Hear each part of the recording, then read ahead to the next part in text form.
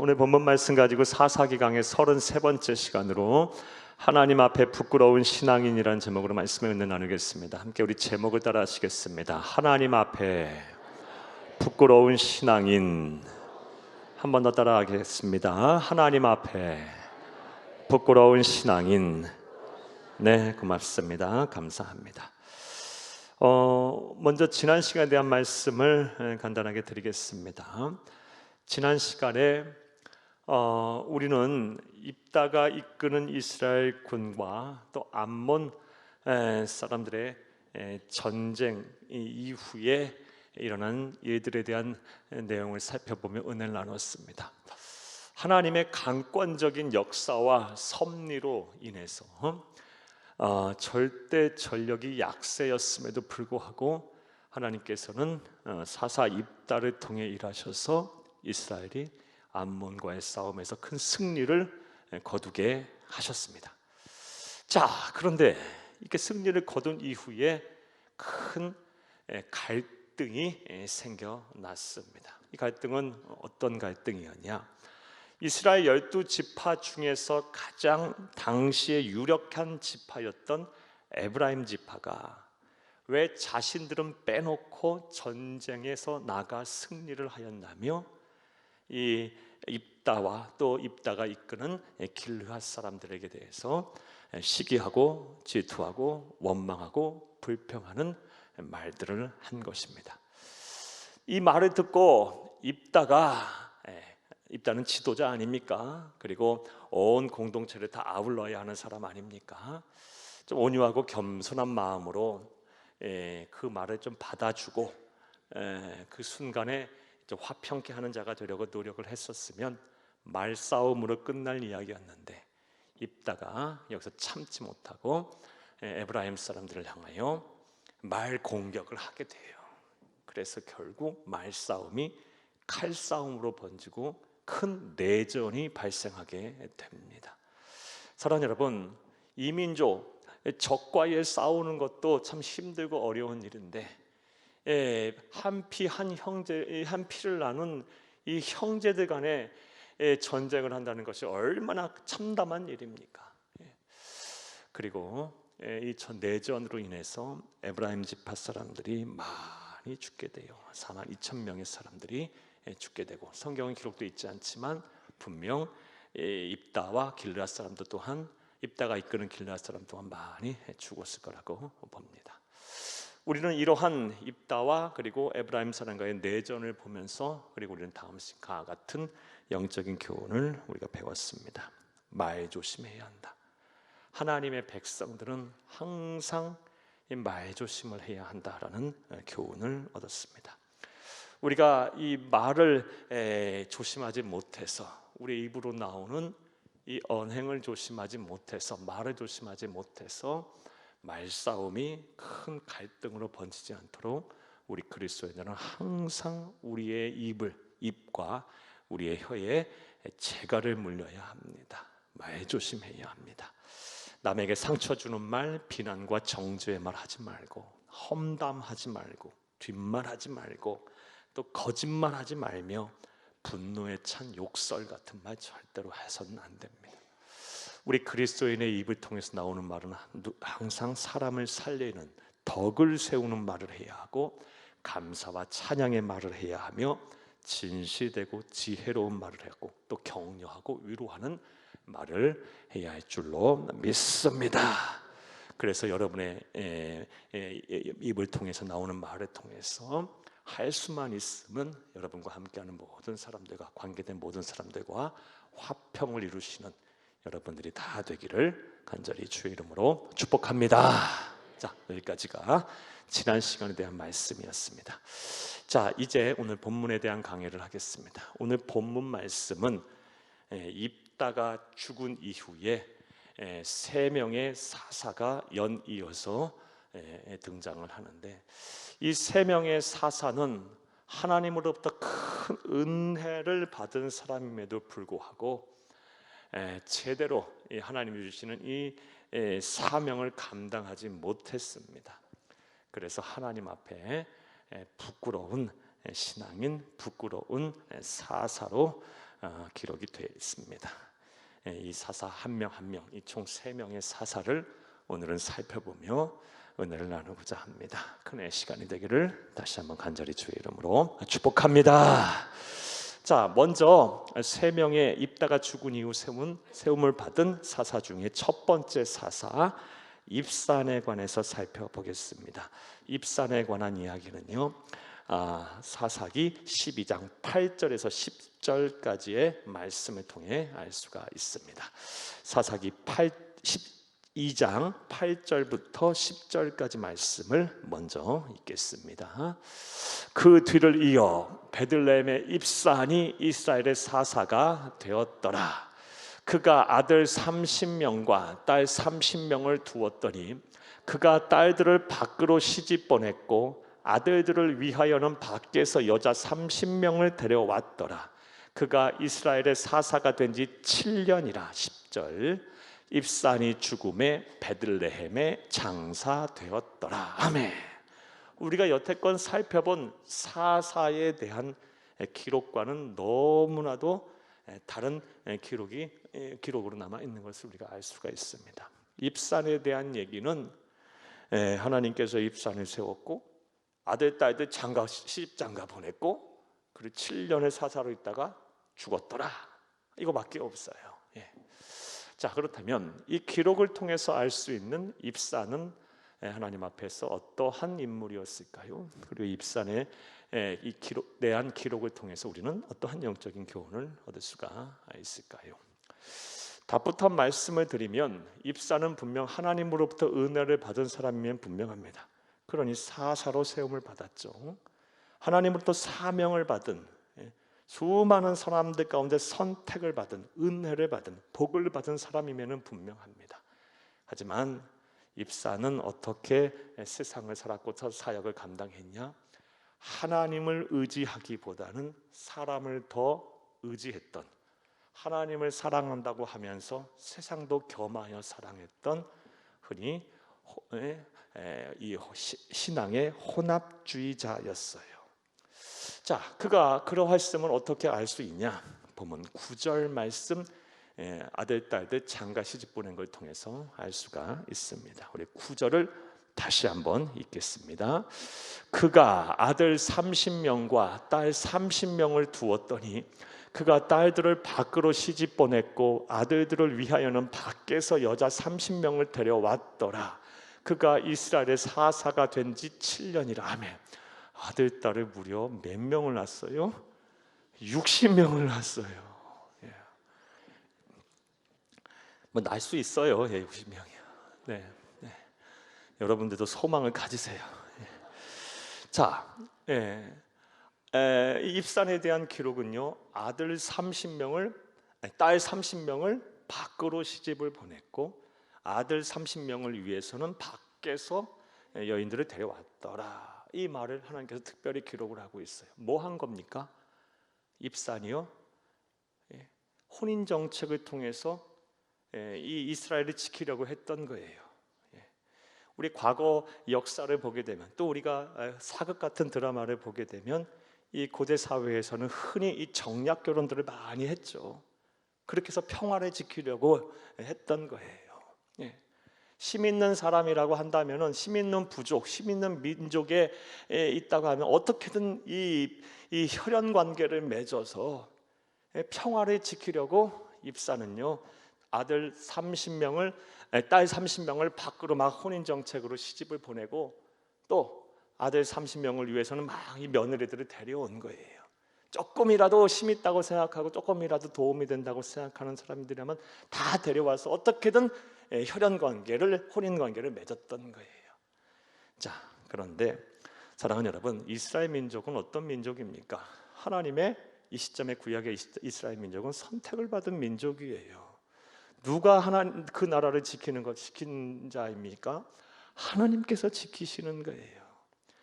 입사는요, 하나님께 분명 부름을 받고 선택을 받고 또 민족을 치리하라는 치리자로 세움을 받았음에도 불구하고 하나님을 의지하기보다는 사람들을 더 의지했던 거예요. 이 혼인 정책을 통해 알 수 있어요. 그리고 하나님께서는 이 입산의 이러한 모습을 적나라하게 고발하고자, 알게 하고자 그의 그의 삶과 사역에 대한 기록에 대해서는 다 만사제쳐놓고 아들, 딸 장가 보낸 얘기밖에 없어요. 시집 보낸 얘기밖에 없어요. 그것도 타국에 시집 보내고 또 타국에서 며느리들을 받아들였더라. 무려 60명이나요.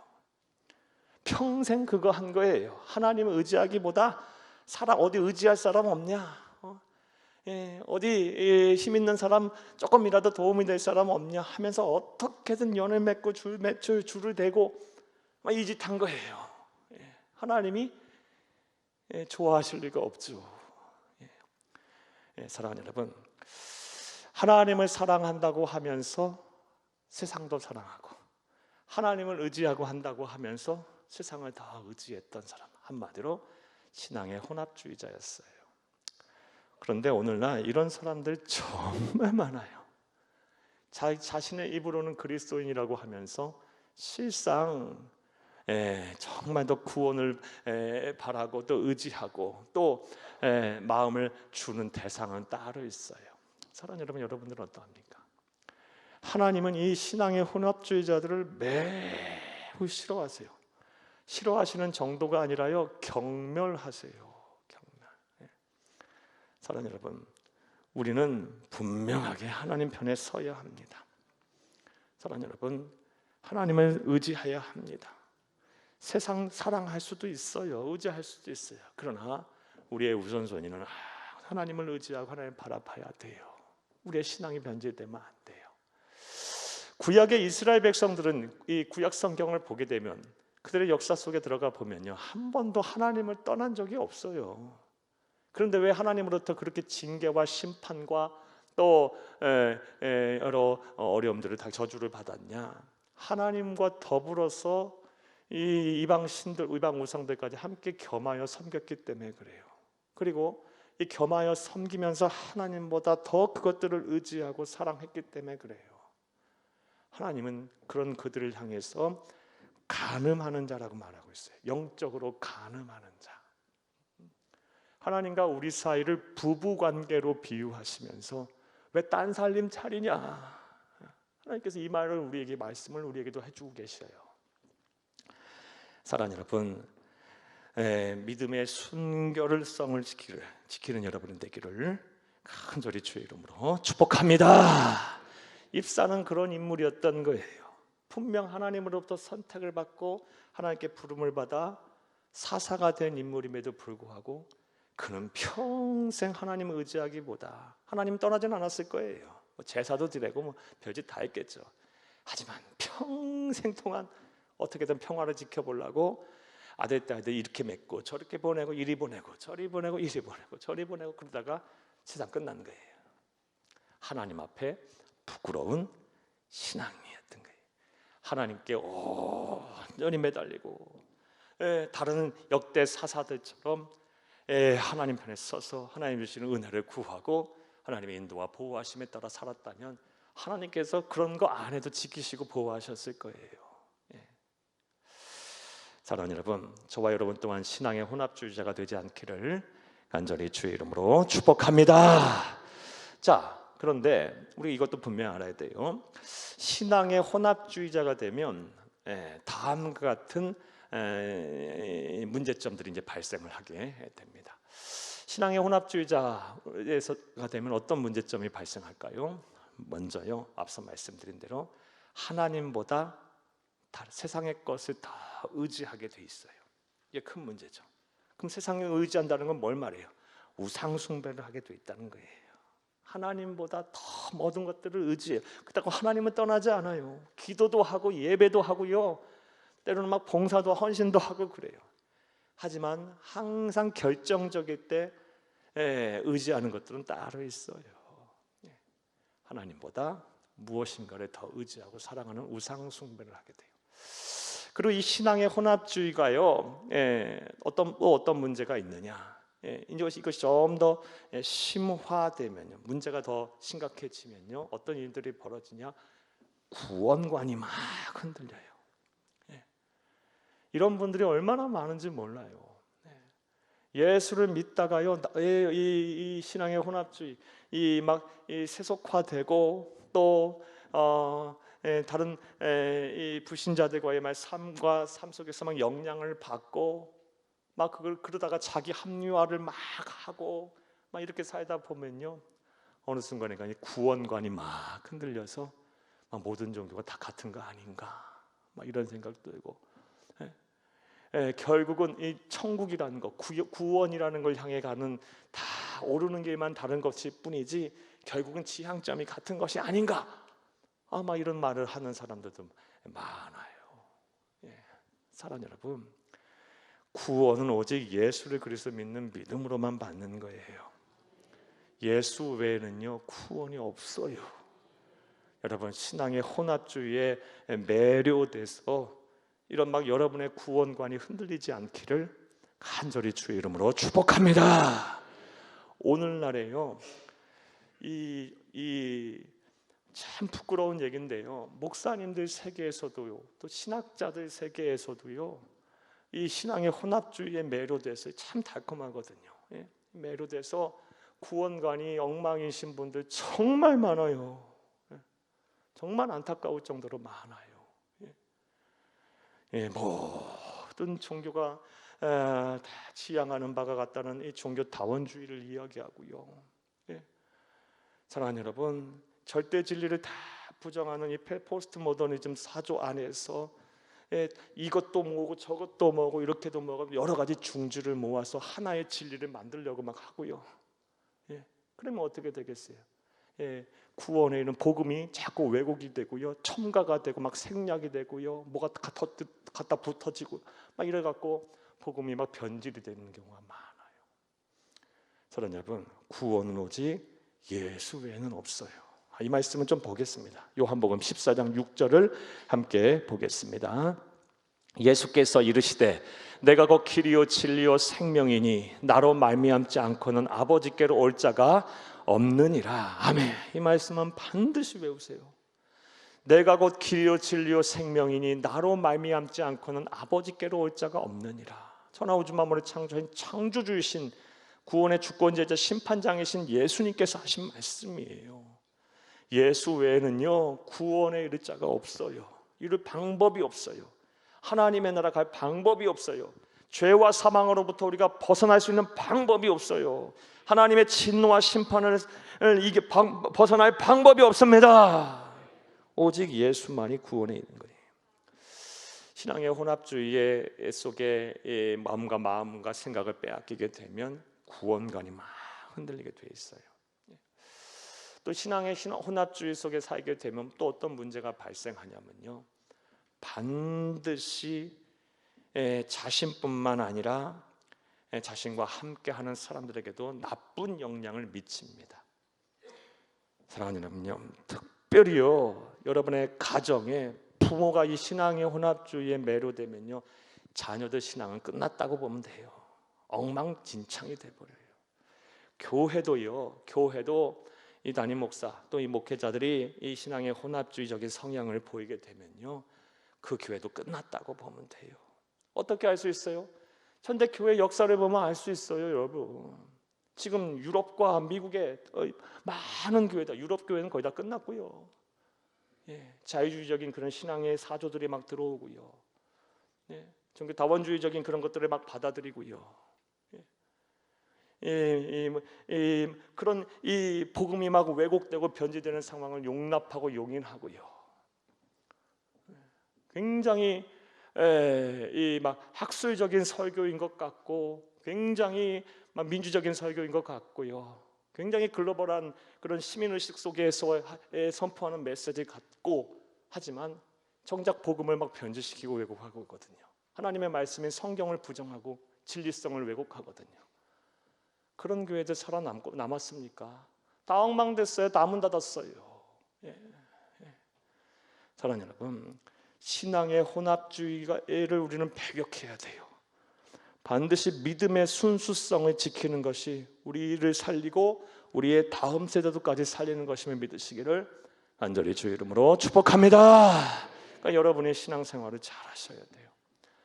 죽으나 사나 오직 예수, 그리고 하나님의 말씀인 성경의 절대 진리성을 의심하지 말아야 돼요. 그리고 여러분의 신앙의 절개와 지조를 잘 지키세요. 하나님만을 의지하려 하세요. 자꾸 그쪽으로 가세요. 자꾸 그쪽으로요. 세상이 어떻게 변화하고 어떤 타협을 요구하고 어떤 변화를 우리에게 강요하든 간에 사랑하는 여러분, 우리는 우리의 믿음의 순수성을 지키고 복음의 진리성을 지켜내야 돼요. 하나님만을 의지해야 돼요. 그리할 때 비로소 우리도 살고 우리의 다음 세대도 사는 것입니다. 이것을 온전히 믿는 저와 여러분 되기를 간절히 주의 이름으로 축복합니다.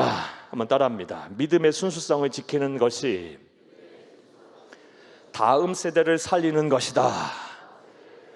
단어 하나가 빠졌네요. 다시 따라합니다. 믿음의 순수성을 지키는 것이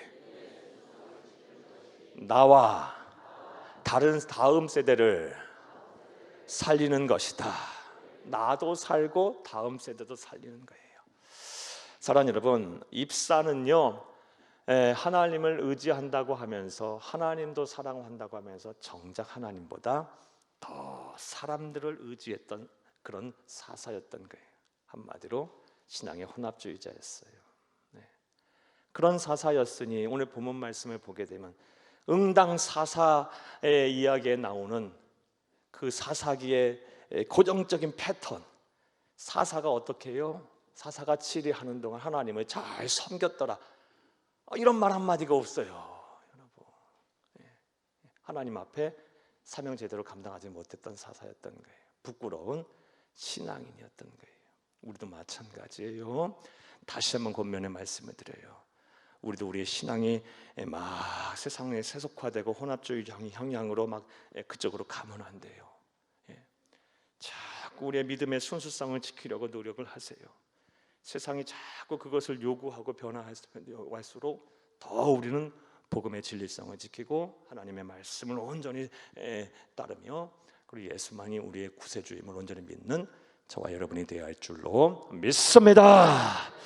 자, 입사는 그런 혼합주의자였어요. 하나님을 의지한다고 하면서 정작 사람들을 다 의지했던 그런 사람이었습니다. 자, 두 번째, 입산에 이어서 또 사사로 부름을 받은 사람 누구냐? 바로 엘론이라는 사람이에요. 이 엘론도 오늘 본문 말씀을 보게 되면 엘론에 대한 기록도 형편이 없어요. 그 또한 하나님으로부터 은혜를 많이 받은 사람인데 하나님 앞에서 부끄러운 신앙인이었던 거예요. 엘론에 대한 이야기도 한번 보겠습니다. 11, 12절을 함께 읽겠습니다. 그 뒤를 이어 스불론 사람 엘론이 이스라엘의 사사가 되어 10년 동안 이스라엘을 다스렸더라. 스불론 사람 엘론이 죽음에 스불론 땅 알롤에 장사되었더라. 아멘. 10년 동안을 이스라엘을 다스렸는데 하나님께서 기록 한 줄 남기지 않으셨어요. 이유가 뭘까요? 사랑하는 이유가 뭘까요? 여러 가지 이유가 있을 수 있지만 가장 큰 이유는요, 일한 게 없으니까요. 일을 한 게 없으니까요. 하나님께서 보시기에 뭐 기록할 만한 게 없는 거예요. 일을 안 했으니까요. 사랑하는 여러분, 이 엘론은 어떤 인물이었냐? 분명 그 또한 하나님부터 은혜를 많이 받은 사람이에요. 그렇죠? 그렇지 않으면 어떻게 사사가 됩니까? 그 또한 하나님께 많은 복을 받은 사람이에요. 그런데 그가 은혜를 받고 복을 받았음에도 불구하고 일을 안 한 거예요. 은혜를 갚지 않은 거예요. 영적으로 나태하고 게을렀던 사람이었던 거예요. 이런 사람 하나님 보시기에 부끄러운 신앙인입니다. 여러분들 어떠세요?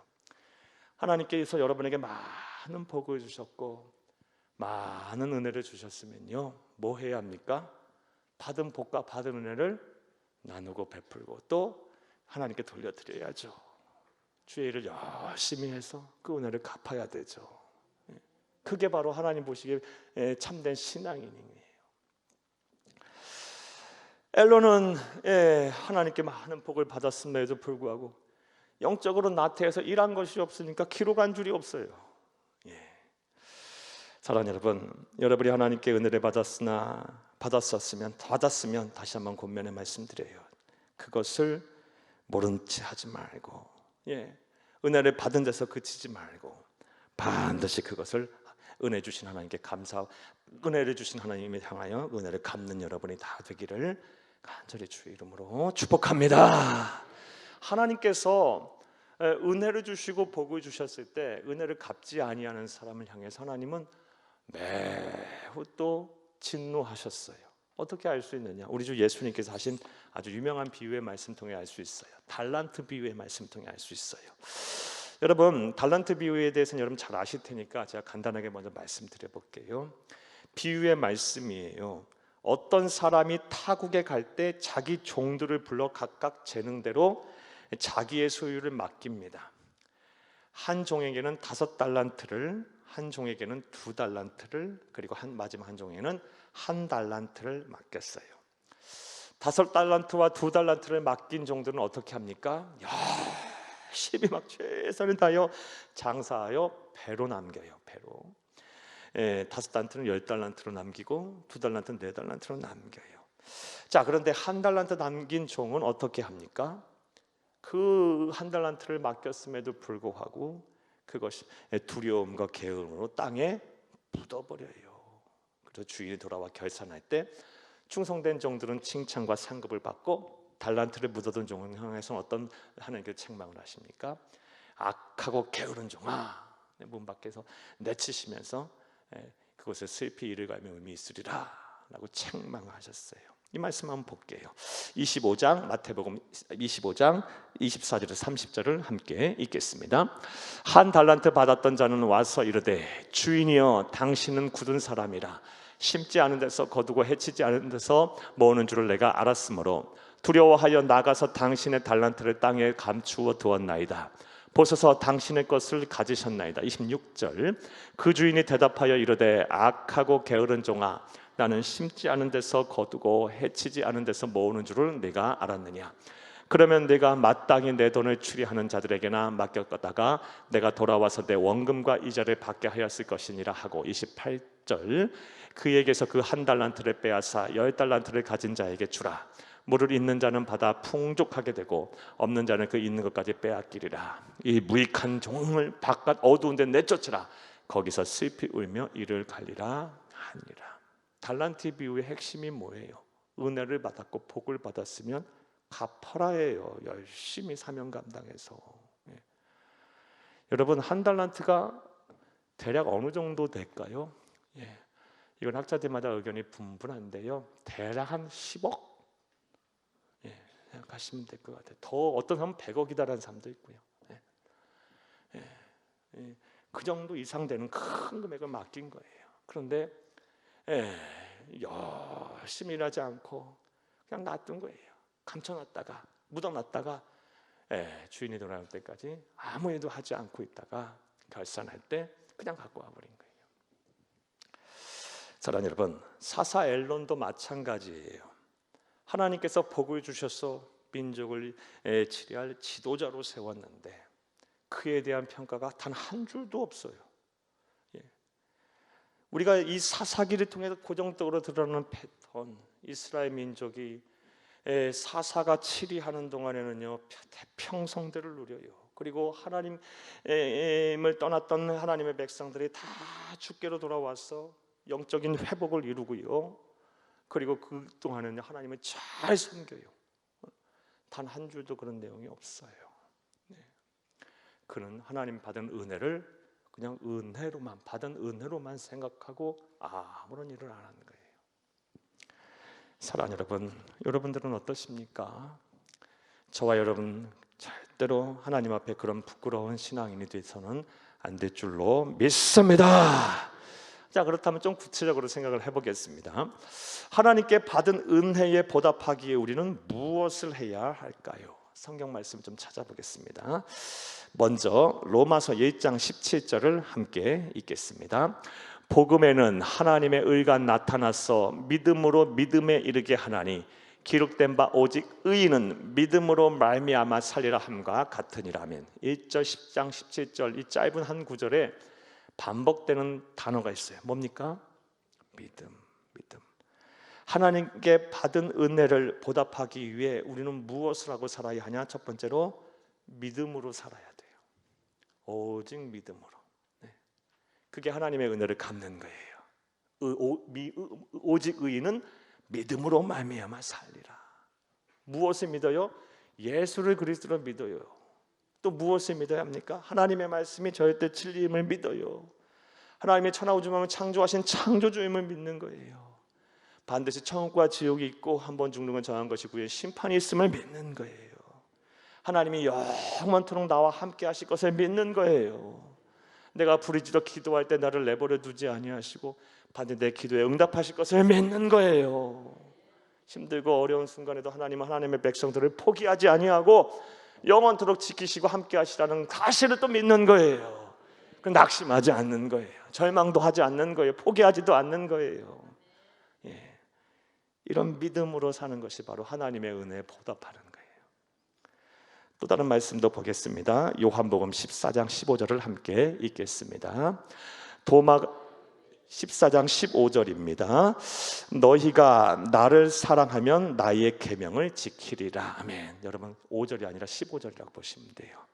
너희가 따라합니다. 너희가 나를 사랑하면 나의 계명을 지키리라. 이게 무엇입니까? 하나님의 말씀에 순종하는 것, 계명을 지키는 것이 바로 은혜에 보답하는 거예요. 하나님께서 우리에게 얼마나 많은 말씀들을 주셨습니까? 서로 사랑하라, 용서해라, 관용을 베풀라, 또 주의를 성수해라, 또 지배를 하나님께 드려라, 범사에 감사해라, 항상 기뻐해라, 쉬지 말고 기도해라. 뭐 하나님의 뜻이, 하나님의 말씀이 한두 가지예요. 이런 말씀을 어떻게 하면 더 순종하고 어떻게 하면 더 말씀을 지키며 살을까 노력하며 사는 게 바로 은혜에 보답하는 거예요. 하나님의 말씀에 순종하여 하나님께 받은 은혜를 보답하는 여러분이 다 되기를 간절히 바랍니다.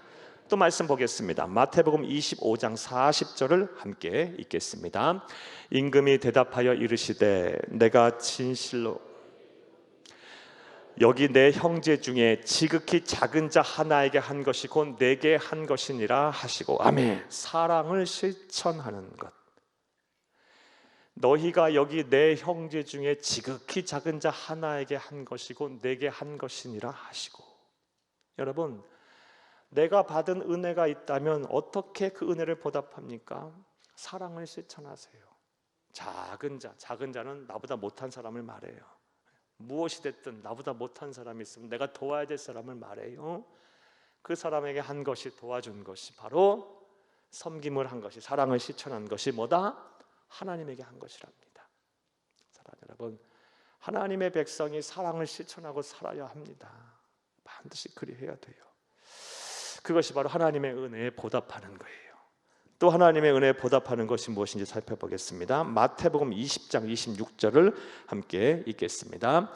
너희 중에는 그렇지 아니하나야 하나니 너희 중에 누구든지 크고자 하는 자는 너희를 섬기는 자가 되고. 아멘. 아멘. 누구든지 크고자 하는 자는 너희를 섬기는 자가 되라. 섬기며 사는 것, 겸손하게 섬기는 것, 이게 바로 하나님의 은혜에 보답하는 거예요. 여러분, 겸손하게 여러분은 섬김의 삶을 실천하고 계십니까? 참, 그래도 우리 교회는 그래도 우리가 막 100점짜리는 아닐지 몰라도 그래도 우리 섬김을 열심히 실천하는 우리 성도님들 계시면 너무 고맙고 감사해요. 어제 우리 교회에 무슨 일이 있었어요? 우리 교단 목사 한 소식이 있었는데요. 그렇게 많이 오실 줄 몰랐어요. 뭐 로비에 그냥 돌아서지 못할 정도로 그냥 사람들이 꽉 차 있었고, 차댈 데가 없어서 막 어제 우리 끝나고 우리 목사님들 힘드셔갖고 삼겹살 먹으러 가자 그래서 삼겹살 먹으러 갔는데요. 그 여기 주인이 그래요. 점심 때 대기만 80명을 했대요. 그러니까 우리 때문에 대목을 맞은 거죠. 제가 그 말씀을 드리려고 한 게 아니고, 우리 그냥 식당에서 우리 여전도 회원분들 너무 수고, 너무 고마워, 감사해요. 천사 같아요, 천사들. 그리고 우리 어제 주차 안내하시는 우리 장로님들 해갖고 또 우리 남전도 회원분들 낮에 와가지고 20분 이상이 막 그렇게 아침부터 또 안내하시냐고 아침 8시 반부터 와가지고 막 안내하고, 뭐 우리 교역자들이 당연한 거고, 섬김을 사는 추천하는 거고. 요즘 교회들마다 이런 행사를 못 해요. 일할 사람이 없어서, 안 하려고 해서. 그래서요, 할 자리가 없어요. 목사 한 수집을 못 해요, 여러분. 이게 무슨 일입니까, 이게? 우리 교단의 목사 한 분이 탄생하려면요, 막 쉬지 않고 달려야 막 8, 9년이고요. 보통 10년 걸려요, 여러분. 그 목사 한 분이 세워져서 또 목사 한 분 한 분이 다 교회라고 생각한다면 얼마나 그 마음 나는 영혼을 또 구원해내겠어요. 그런 분이 100여 분 이상이 탄생하는 그런 예식을 못해. 할 수가 없어. 일하려고 하는 교회가 없어갖고. 하나님의 나라 가는 그날까지 우리 교회는, 저와 여러분은 더 낮아지고 더 겸손해서 더 자원하는 심령으로 우리가 주의 몸된 교회를 잘 섬기고, 또 하나님의 나라를 섬기고, 또 어려운 이웃을 잘 섬기고, 또 우리보다 못한 우리 이웃들을 잘 섬기는 저와 여러분이 되어야 할 줄로 믿습니다. 그게 뭐 하는 겁니까? 그게 하나님의 은혜에 보답하는 거예요. 또 하나님의 은혜에 보답하는 것은 어떻게 하는 걸까요? 마가복음 16장 15절을 함께 읽겠습니다. 또 이르시되 너희는 온 천하에 다니며 만민에게 복음을 전파하라. 아멘. 영혼 구원하는 것, 이것만큼 하나님의 은혜에 보답하는 것이 없어요. 왜요? 여러분, 이게 우리 주 예수님의 피 맺힌 소원이니까, 우리 주 예수님의 마음이니까, 우리 예수님이 이 시선이 거기가 있어요. 영혼 구원에 있어요. 왜 우리가 이렇게 영혼이 새 생명 전도 축제를 하고 막 태신자를 작정하자 그러고, 막 우리 교회가 막 이렇게 집중해서 막 물적 자원, 인적 자원, 영적 자원에 다 투입해서 막 이렇게 집중적으로 하려 합니까? 영혼을 구원해야 하기 때문에, 그게 우리 하나님 아버지의 마음이고 뜻이고 우리가 은혜에 보답하는 길이기 때문에요. 그게 성경적이지 않아요? 그게 바른 신앙인의 모습 아닙니까? 자꾸 막 세상 사람들 그냥처럼 그냥 영적으로 나태하고 게으른 혼합주의자들, 앞서 말씀드린 사람들처럼 그냥 이것도 믿고 저것도 믿어도 되지, 이렇게 놔두면 됩니까? 아니요. 천국까지 온 분명히 있고, 한 번 죽는 건 정한 것이 그엔 심판이 있다 그랬고, 우리 주 예수님께서 만약에 그러하셨다면요, 뭐하러 세상에 와서 그 고난을 갖고 십자가에 죽으셨겠어요, 여러분? 우리 예수님도 벌써 타협하셨겠죠. 근데 예수님은요, 좌우를 바라보지 아니하고 오로지 영혼 구원하려고 십자가에서 죽으셨어요. 이것도 구원이 있고 여기도 구원이 있고, 뭐 이거 믿어도 되고 저거 믿어도 되고, 요즘 세상에 나 민주사회인데 막 그러면서 그 사람의 종교도 존중해야 한다. 물론 존중해야죠. 사람의 인격은 무시하면 안 되니까요. 그것도 하나님께서 세운 귀한 자연법이니까요. 하지만 영혼을 구원하는 문제는 또 다른 문제인 거예요. 다른 점, 그것이 바로 하나님의 은혜에 보답하는 길임을 믿으시기를 간절히 주의 이름으로 축복합니다. 자, 두 번째 우리가 살펴보고 있는 이 사사 엘론은요, 하나님께 분명 은혜를 받은 사람이에요. 아무나 사사 되나요? 아니요, 천만에요. 엄청난 복을 받은 사람이에요. 그런데 그에 대한 단 한 줄의 기사도 없어요. 죽었더라, 끝이에요. 할 쓸데기가 없는 거예요. 일 안 한 거예요. 일을 안 한 거예요. 은혜에 보답하지 않은 삶을 사는 거예요. 하나님 앞에 부끄러운 신앙인입니다. 저와 여러분이 이런 삶을 살지 않아야 할 줄로 믿습니다. 자, 세 번째로 그 뒤를 이어서 또 나타난 사사 압돈에 대해서 생각해 보겠어요. 압돈에 대한 기록을 통해 알 수 있는 그는 어떤 사람이었고, 그를 통해서 배울 수 있는 영적 교훈은 무엇일까요? 함께 우리 13절에서 15절을 함께 읽겠습니다. 그 뒤를 이어 비라돈 사람 힐랄의 아들 압돈이 이스라엘의 사사가 되었더라. 그에게 아들 40명과 손자 30명이 있어 어린 나귀 70마리를 탔더라. 압돈이 이스라엘 사사가 된 지 8년이라. 비라돈 사람 힐랄의 아들 압돈이 죽음에 에브라임 땅 아말렉 사람의 산지 비라돈에 장사되었더라. 아멘. 13에서 15절 말씀을 보게 되면 그래도 조금 다른 얘기가 뭐예요? 다른 기사가 앞서 아들 손자 많았던 얘기는 앞에서 다 다른 사사에게서 기록된 말씀이니까 이건 특별한 거 아닐 거라고 봐요. 그런데 이 말씀이 있네요. 14절 말씀을 한번 보겠어요. 14절 한번 보여주세요. 그에게 아들 40명과 손자 30명이 있어 어린 낙이 70마리를 탔더라. 이게 딱 들어가 있네요. 왜 하나님께서는 압돈을 평가하고 압돈에 대한 기사를 쓰시면서 요 얘기 하나만 딱 써놓으셨을까요? 일단 이 말씀 해석부터 좀 하겠어요. 아들 40명, 손자 30명, 2대에 걸쳐서, 그러니까 압돈까지 하면 3대에 걸쳐서 뭐 탄 거예요? 어린 나귀를 탄 거예요. 3대에 걸쳐서. 그 당시 어린 낙이 탔다라는 게 뭘 의미할까요? 오늘날로 말하면 여러분 어떤 차가 제일 좋죠? 포르쉐? 벤틀리? 이런 거 탄 거예요. 이런 거. 한 사람 한 사람이 전부 다. 어린 낙이 당신은 나귀를 탈 수 없어요. 이거 왕이나 타는 거예요. 근데 이 당시는 왕정 사회가 아니잖아요. 물론 고대 근동에 왕정 국가가 있었어요. 하지만 이스라엘 민족은 왕정 국가가 아니잖아요. 하지만 한 사람 한 사람이 다 왕처럼 사는 거예요. 무려 70명이 3대에 걸쳐서 3대에 걸쳐서 이런 복을 받은 거예요. 여러분 모두에게도 이 압돈이 받은 복을 받으시기를 간절히 주의 이름으로 축복합니다. 복이 여러분 때만 끝이면 무슨 의미가 있어요? 또 나는 죽도록 고생하고 내 아들만 받아서 무슨 의미가 또 있어? 여러분도 복을 받아야지. 또 여러분 아들 때에서도 아들 딸 때에서 끝나서 또 무슨 의미가 있어? 여러분 최소 3대는 가야지. 3대가 안 나요. 자손 만대 복을 받아야지. 분명 복을 어마어마하게 받은 사람이에요. 그런데 하나님께서는 그 위에 그에 대해서 아무런 얘기를 또 안 쓰시고 계세요. 뭐 했다는 거예요? 자신들은 복을 어마어마하게 받았지만 어린 낙이 타는 데에만 그 복을 사용한 거예요. 그 은혜를 사용한 거예요. 다시 말해 자신은 복을 받았지만 하나님께 복을 받았으나 자기 자신만을 위해 잘못 사용한 사람인 거예요. 오늘날 그리스도인 가운데 이런 분들 정말 많아요. 하나님이 복을 주셨는데요, 그 복이 다 자기 입으로만 들어가요. 자기 일을 위해서만, 자기 가족들을 위해서만 써요.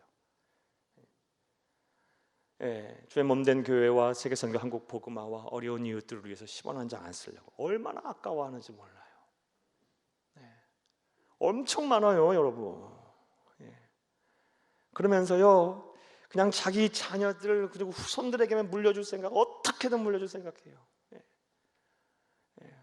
단 1,000원 한 장, 10원 한 장 가지고 하나님 앞에 가지도 못할 거면서 이런 분들이 얼마나 많은지 몰라요. 하나님 앞에 부끄러운 신앙인이에요. 사랑하는 여러분, 하나님께 복을 받았으면요 그 받은 복을요 세상을 향해 많이 이렇게 흘려보내세요. 그게 우리 그리스도인의 삶이에요. 이것을 잘 못한 사람, 정말 안타까운 인물 한 분 여러분에게 소개하면 바로 솔로몬 왕이에요. 솔로몬 왕은 우리가 너무나도 잘 알다시피 신구약 역사를 통틀어서 또 인류 역사를 통해서 하나님께 가장 많은 복을 받은 사람이에요. 그의 지혜가 미치지 않은 것이 없었고요. 그리고 논하지 못할 이야기들이 없었어요. 어마어마한 부와 명예까지 권세까지 얻었어요. 그런데 사랑하는 여러분, 그의 아버지 다윗과 비교해 보면 솔로몬은 한 게 없어요. 뭐 성전 지었다는 거, 그거는요 다윗이 다 준비해 놨고, 이후에 그 받은 복을 받은 것은요, 받은 이후에 그는 뭐 했냐? 여러 후궁들 하고, 그리고 막 또 정략 결혼하면서 산당 짓고 막 그러면서 흥청망청 결국 어떻게 됩니까? 나라가 쪼개져요. 나라가 쪼개져요. 그리고 하나님께서는요 이런 무서운 말씀을 하세요. 말씀 좀 보겠습니다. 열왕기상 11장 11에서 13절을 함께 보겠습니다. 여호와께서 솔로몬에게 말씀하시되 네가 이러한 일이 있었고 또 내가 내 언약과 내가 내게 명령한 법도를 지키지 아니하였으니 내가 반드시 이 나라를 내게서 빼앗아 네 신하에게 주리라. 12절. 그러나 네 아버지 다윗을 위하여 네 세대에는 이 행하지 아니하고 네 아들의 손에서 빼앗으려니와 오직 내가 이 나라를 다 빼앗지 아니하고 내 종 다윗과 내가 택한 예루살렘을 위하여 한 지파를 내 아들에게 주리라 하셨더라. 아멘. 아버지 때문에 겨우 사는 거예요. 겨우 살았어요. 만약에 솔로몬이 받은 은혜, 받은 복을요, 하나님의 뜻대로 사용했다면, 자기 자신만을 쓰지 않고 했다면 자손만대 복을 받는 그런 하나님 그 대대로 그의 나라를 부강케 하실 것이고 후손들의 나라를 부강케 하실 거예요.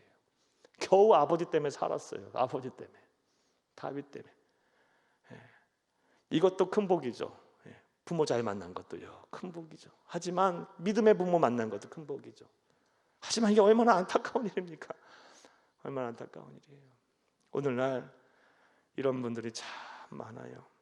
하나님께 복을 받았으면 반드시 하나님께 돌려드리세요. 예수님도 이런 말씀하셨어요. 마태복음 10장 8절을 함께 보겠습니다. 병든 자를 고치며 죽은 자를 살리며 나병 환자를 깨끗하게 하며 귀신을 쫓아내되 너희가 거저 받았으니 거저 주라. 아멘.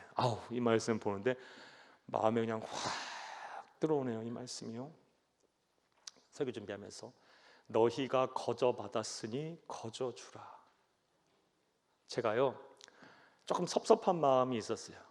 뭘 섭섭하냐? 저는 우리 교회를 대표해서 우리 어려운 교회들 돕고 또 여러분들이 함께하는 것을 제가 대표로 해서 하는 거 아니겠어요? 그런데 마치 제가 주는 것처럼 생각이 되는 거예요. 그러면서 저는 이만큼을 줬고 했는데 오히려 선을 악으로 갚고 이런 분들 많거든요. 당연 응당하게 준 것처럼 생각하고 안 주면 화내고 무례하게 행동하는 사람 많거든요.